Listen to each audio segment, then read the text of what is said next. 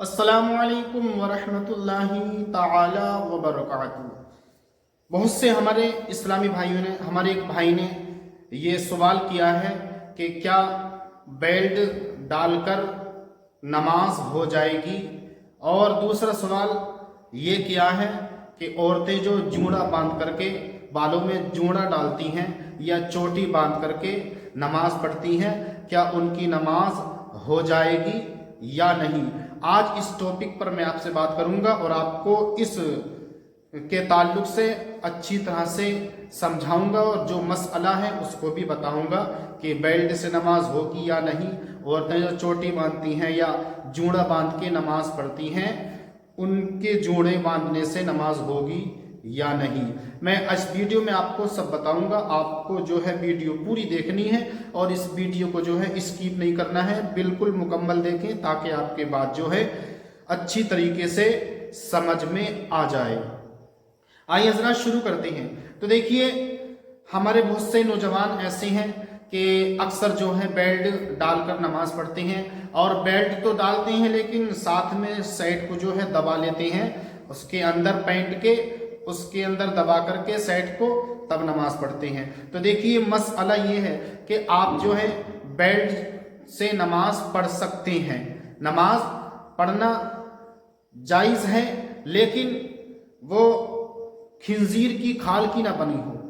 खिंजीर की जो खाल होती है उसके चमड़े से वो बेल्ट ना बनी हुई हो, और कोई भी जानवर के चमड़े से वो बेल्ट बनी हुई है तो उस बेल्ट से जो है नमाज जायज़ है, दुरुस्त है। और बहुत से हमारे नौजवान हजरात जो शर्ट को पैंट के नीचे दबा लेते हैं और फिर नमाज पढ़ते हैं, तो याद रखिए, शर्ट को नमाज की हालत में दबाना, अंदर दबाना या कपड़ों को संभालना या कपड़ों को इधर उधर करना, ये नमाज जो है इन सब बातों से नमाज मकरूह हो जाती है और आपको नमाज का सवाब नहीं दिया जाता।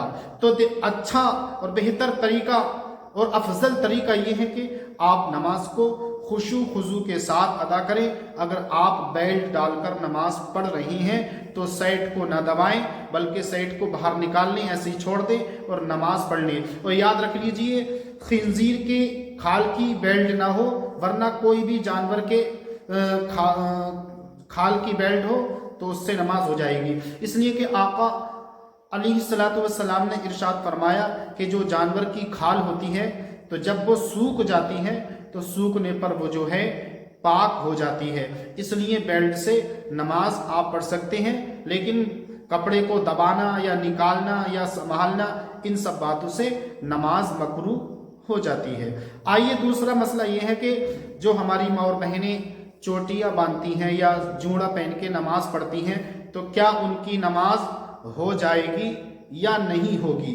तो इस बात को भी मैं आपको बता देता हूँ, इसका खुलासा कर देता हूँ कि एक हदीस पाक बड़ी मशहूर है। आका अलैहिस्सलातु वस्सलाम इरशाद फरमाते हैं कि कुर्बे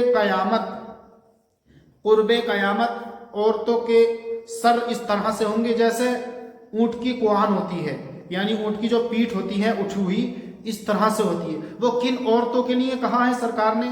तो उन औरतों के लिए कहा है कि जो औरतें, जो लेडीसें ब्याह शादियों में अपने बालों को दिखाती हैं या ऊंचा करके जूड़ा बांधती हैं, अपने जिस्म की नुमाइश करती हैं, और बेहया फाहिशा औरतों के लिए सरकार ने कहा है, ना कि जो नमाज पढ़ रही है जूड़ा बांध के, उनके लिए नहीं कहा है। अगर कोई हमारी माँ और बहन जूड़ा बांध के या चोटी बांध के नमाज पढ़ रही है तो नमाज जायज़ और दुरुस्त है, लेकिन एक बात का इसमें ख्याल रखिएगा कि आपके बाल न दिखने पाए।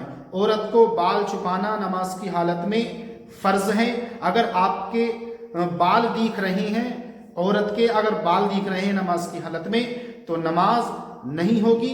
लेकिन अगर औरत कोई चोटी बांध के या जूड़ा बांध के नमाज पढ़ रही है तो ये जायज़ और दुरुस्त है। तो उम्मीद करता हूँ कि आपको ये कुछ नमाज के ताल्लुक से मैंने मसले बताए हैं आपको याद हो गए होंगे। अल्लाह तबारक व तआला की बारगाह में दुआ है, परवरदिगार हम सब को सही तरीके से نمازوں کو اس کے وقت پر ادا کرنے کی توفیق عطا فرمائے۔